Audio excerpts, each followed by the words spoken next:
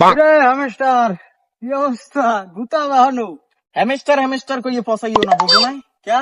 হেমেস্টার করছিও, হেমেস্টারের টাহাই দে BMW সেই আর তোর বিশ্বাস হয় না? কই হ্যাঁ কই বাড়ি থুই তা মুই এখন যদি আনতে চাই যদি না দেই আর কিন্তু তোর খবর আছে 100% দেখবি বেটা হেমেস্টারের টাইট দেই বিএমডব্লিউ একটা কিনছি, সামনে ভবিষ্যতে আরো কিছু কিনবি।